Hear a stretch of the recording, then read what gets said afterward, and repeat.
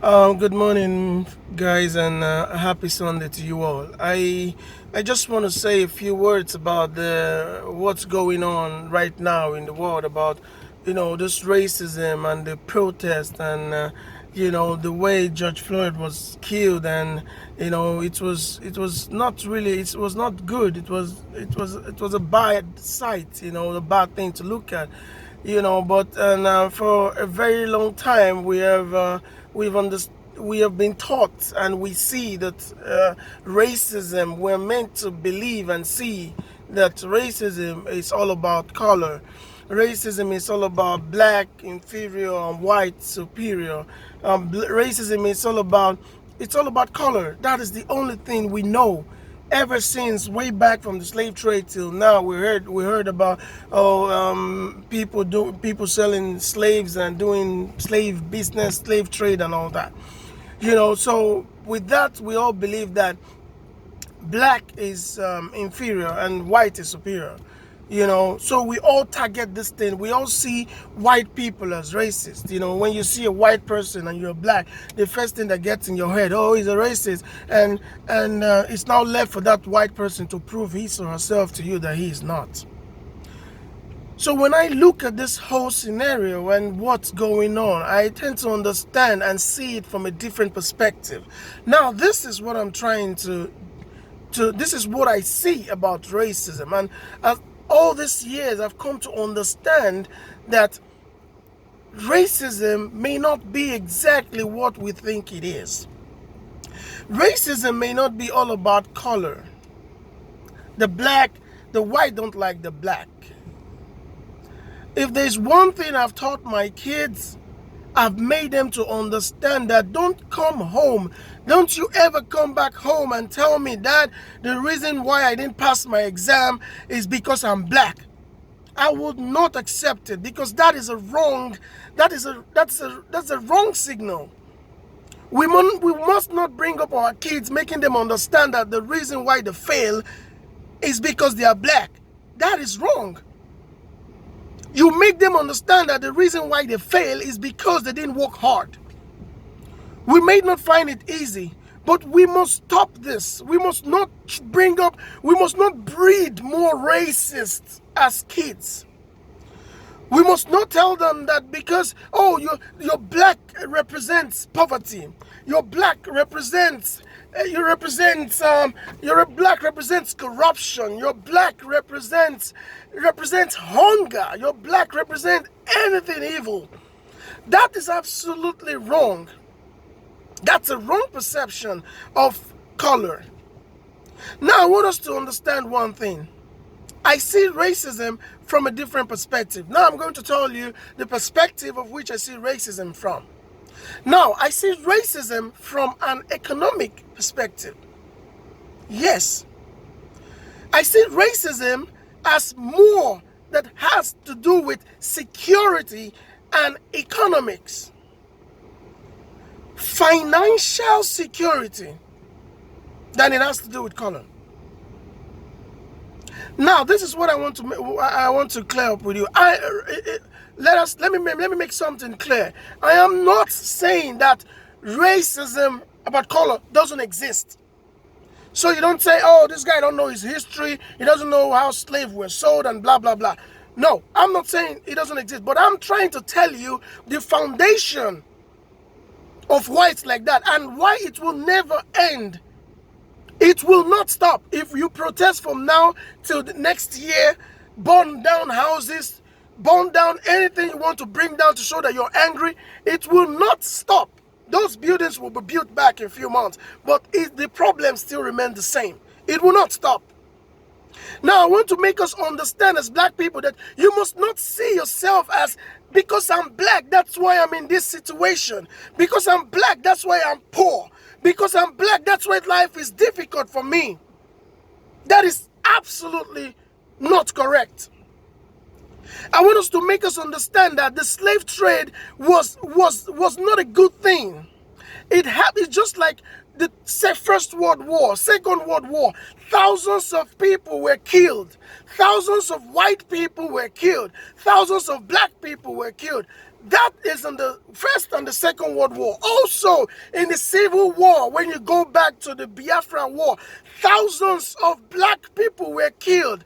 Thousands of black people were killed. And this is not whites killing blacks. Now, this is blacks killing blacks.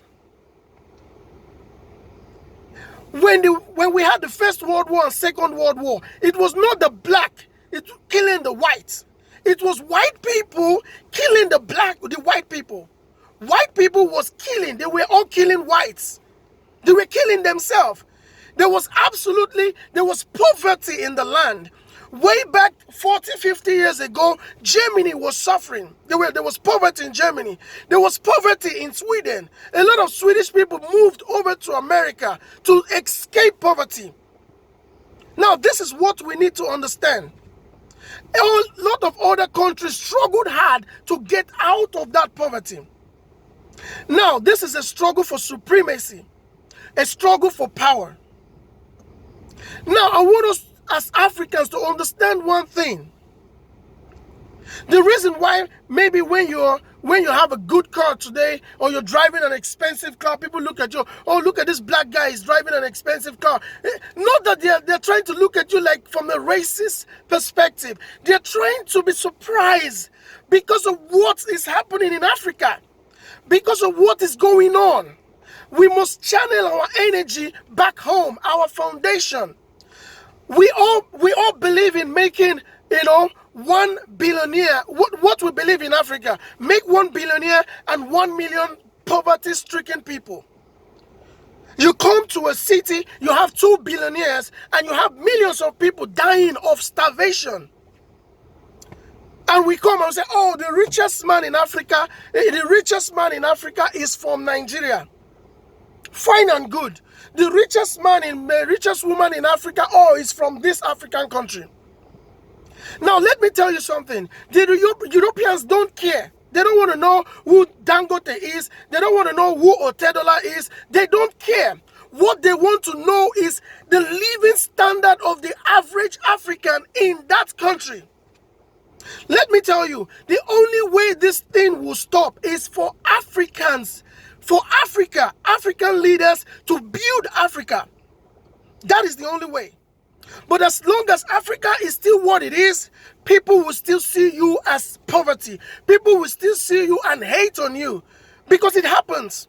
Let me tell you, even in your family, there that you are in your family, if you are poor, your family members will hate you. They will hate you just for being poor. You need to now work hard. Back home, there is this adage in my language that said, a poor man doesn't have sense. And that is very, very wrong. We believe that when someone doesn't have money, then he doesn't have sense. When someone doesn't have money, he cannot think. But here they don't think like that. We want to put somebody that is rich in a position. Oh, let this guy be our chairman because he has money, even if he's stupid. Oh, let this person be our governor because his family is from the rich family, even if he doesn't have an idea of what governance is. That is our problem. Many years ago, Dubai was a desert. There was nothing going on in Dubai. There was poverty in the land. But they were coming, people from Dubai, they were coming to Nigeria to take treatment, to go to the hospital, health care. Now, these are whites coming to Africa for health care. Why? Because it was okay. Why? Because we were building then. Now, what happened? Dubai went back to their desert and built it from the scratch. They built the desert. They tilled the soil before they found oil. They opened their businesses. Free trade. People come in and do business and give us money. And today, we'll go to Dubai and see what is happening there. Many years ago, it was visa-free to London. From Nigeria to London is visa-free. Tell me why it's visa-free. It's economics. They look at, you don't need to come to the UK. You don't need it. Even as a black man, you don't need to come to the UK if you're comfortable back home. It's because it's a mess. That's why people are running to Europe and America. And let me tell you, the black Africans in America, they have no idea that they have better life and living standard compared to Africans in Africa. African Americans are living 10 times better than Africans in Africa. Go back home and see what's going on there. We Africans need to channel our energy on the real issue. The real issue is our foundation. Our foundation. Let's assume the slave trade came in. People take what's it called? People take advantage of other people, sell them. But I want to ask you one question. After the slave trade, what is happening today? We have Africans selling Africans. People go to Africa, bring underage girls and sell them in Europe for prostitution. Nobody's talking about it. Nobody's going on the street to protest and say this is wrong. You go to Africa, you bring underage girls, black people, I'm telling you. You go to Africa, bring underage girls, sell them in Europe for prostitution to your fellow black guy that will use them for money. As we speak, thousands of people are prostituting in Italy and other parts of Europe just to survive. You want to tell me that if life is better in Africa, they will do that? They sleep with men for 10 euro, 5 euro. What is that? That is nothing. But that is to tell you that if they have a second chance, if they know that if they go back home, they will be respected, if they know that their life matter back in Africa, they wouldn't do that. They will not come to Europe and prostitute. If prostituting is more expensive. So I want us to understand that African leaders need to wake up. Listen, African leaders, you guys need to wake up. You guys need to understand that the reason Africans, this color, is suffering or going through what they're going through is because back home is not better off.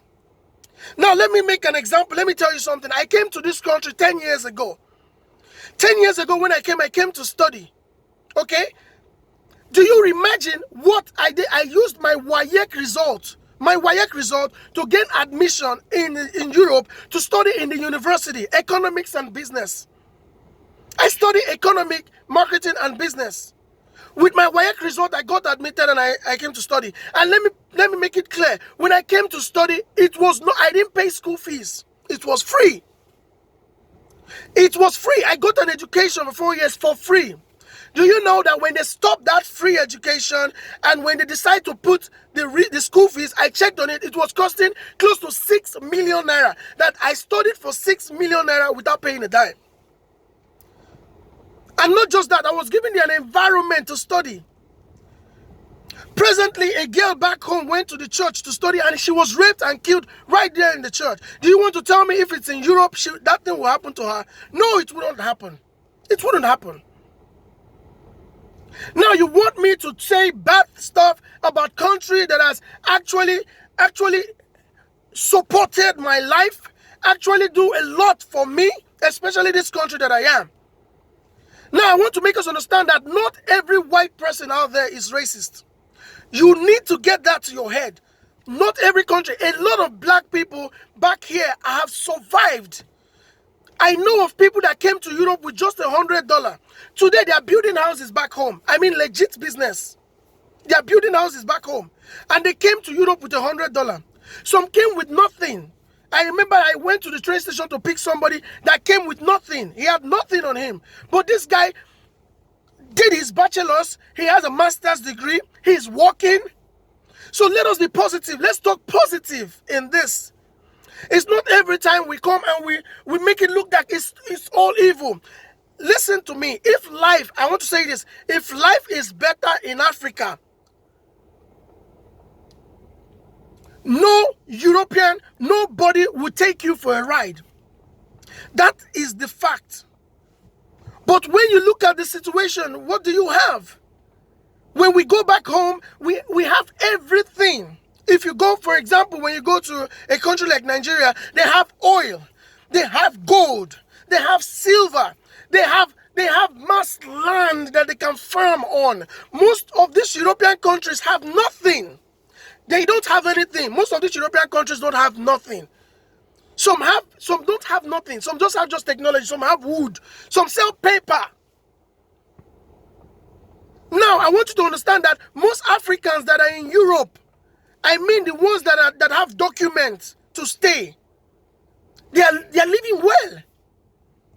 It's painful when you know, okay, I came to Europe to study, I did my bachelor's, I did my master's. Fine, I would have take my bag, go back home if I know I'm going to get a job that will pay me. We have nurses, doctors that come to Europe and America to study. They don't go back home. Why? Because if home was better, they will leave. They don't go back home because they know they don't have the chances of survival. Look at what is happening in Cameroon. Thousands of people have been killed every day. Look at what is happening. Racism have a lot to do with economics. And economics I'm talking about is how to fix Africa. We need to fix it. Africa needs to work. Let us not stop putting the blame every time we are blaming the white man. White man is evil. White man is racist. The white man is not good. The white man, but our leaders every day they're in Europe begging for money. When you give them this money, they go back home. What do they do with it? What do they do with it? That is the problem. African leaders need to wake up. We need to understand where our problem is coming from. We need to know that this is a problem we must solve. We must redeem our image. Let me tell you one thing you need to know today. If you fix electricity in Nigeria today, if you fix electricity alone, and you fix security, just electricity, power, security in that country that you are sure you can. I've lived here for 10 years, and for 10 years the light has not gone off. But anytime I travel back home, I must buy hundreds of liters of fuel and diesel to power the house. So this is the problem. We must understand that back home things need to work. If they can fix just power, fix the power, fix security, fix the educational system. People in Europe, I bet you, if you can fix just power and security in Nigeria today, half of Africans in America will come back home. When they hear on TV that now we have steady power supply and it's secured, your business is secured, anything you want to do is secured, you can move at night and not being afraid, you can drive your Rolls Royce from Lekki to mainland and be safe. But today, what happened? You find these flashy cars in Lekki. You can only drive those cars in Lekki. How many of you are bold enough to drive your car, your Rolls Royce, your Ferrari, drive it from Lekki, drive it from the island to mainland at night and come back home? How many? Not even at night, during the day. That is the problem. If you want your life to matter, your life, Africa, black life need to matter from the foundation. Many years ago, maybe last year, an American rapper was caught in Stockholm. He was caught up in a fight. A black rapper was caught up in a fight. And he was arrested and maybe locked up. Now, I want to tell you something. Guess who called the Swedish government to release the guy? Guess who called? Donald Trump. Yes, the one everybody called the racist. Donald Trump called for that guy to be released. Now, I want to tell you something. We have thousands of Africans in different cells, different jail in Europe and America. How many times an African leader has picked up the phone and said, release my people for me now, or else this will happen, or else we won't do business together. Release this person. How many times any of our leaders have picked up the phone and said, I want my people out of prison in China? How many times? None. Even in Africa, you find them. In fact, the racism is more. Recently, there's so much poverty. The Alamajiris, the beggars in the north, they are suffering so much. They are human beings. They are black people. They pack them and they take them to another state. And people from that state say, no, take them away. We don't want them to infect us with their disease and their poverty. We don't want them to infect us with diseases. We don't want them to infect us with poverty. We don't want beggars in our states. Now, this is black versus black. I want us to understand that I believe racism exists, but we Africans need to fix our problem. Let's take out this problem from the white man. Every time we are blaming the white man, and the white man is just doing his business. That is it. White people go anywhere there is opportunity, just like the Chinese. The Chinese right now, they are all over in Africa. What are they doing? It's opportunity. They are giving us loans, and our leaders keep taking more loans. We keep taking these loans. Then tomorrow, when Chinese people start giving us attitude, we say, Chinese, they are racist. Why won't they be racist when we have to serve them all those years for that money we have borrowed? We need to fix the system, guys. We need to fix Africa. That is the point. African leaders need to wake up. African leaders don't need to say Black Lives Matter. Make Black Lives Matter in Africa. First thing first. If you can make Black Lives Matter in Africa, then the Europeans or whatever will respect the black people. Let's take politics out of this. Let's be sincere and say the fact. You will never have respect, or else we fix Africa. African leaders need to understand, African politicians need to understand that it's not all about buying cars. We can build hospitals with those money. We can build roads with those money. We can fix our educational system with the billions we spend in cars. Let us not buy cars with our money and we call Donald Trump to give us ventilators. We buy cars and we beg for ventilator. Why don't you use the money for cars and buy ventilator? This is simple logic, please. Let us stop making this black skin as a poverty symbol.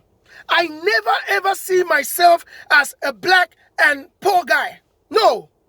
When I was moving to the new place where I'm living now, a friend of mine told me, oh, that place is 99% white people. They're going to burn your car. They are racist. Don't go there to live. They're going to be black. I said, what are you talking about?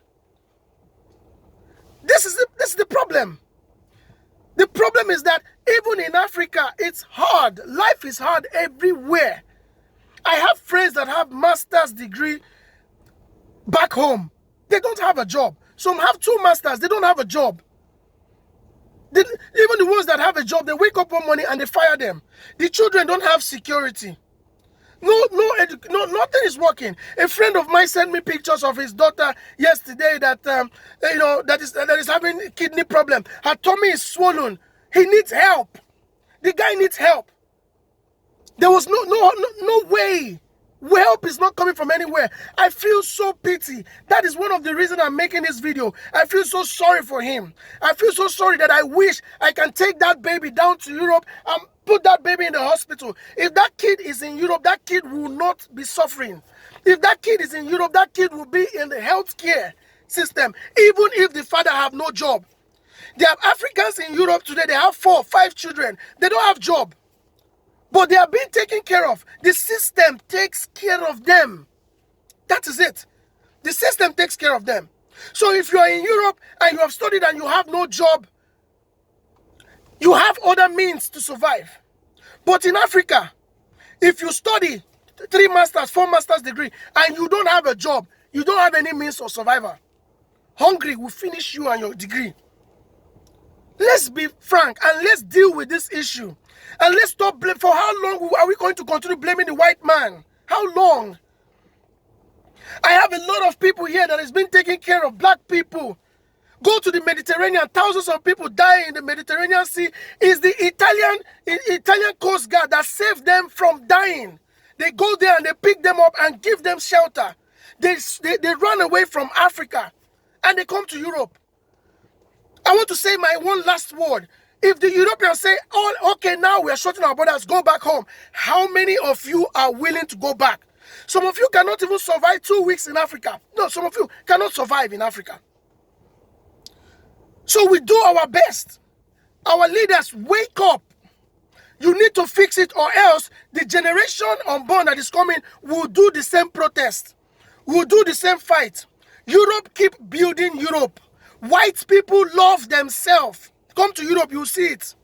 It's almost impossible to find a white man and a white man fighting and stabbing themselves. Today, come to our universities back home. You will hear one court versus the other court, 10 people dead.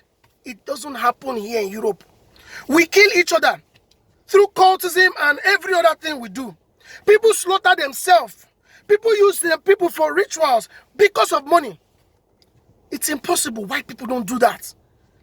So please and please, and my last word, don't you ever train up your child and make that child believe that the reason why he failed or the reason why he didn't do well is because he's black, because his skin is black. Black is not a disease. Black is a color with the wrong foundation. If Africans can wake up and make use of the natural resources that we have and transform Africa to be one beautiful city, one beautiful continent where everything, security, life, everything, power, everything is safe. Our children get the best education. Our universities, our schools, everything is functioning 100%. We have no reason. We come to Europe for holidays and we go back home. That is what it is. Then you will see it naturally. Everything will change. White people will start seeing it from a different perspective because it is more of economical than it is of color. Thank you.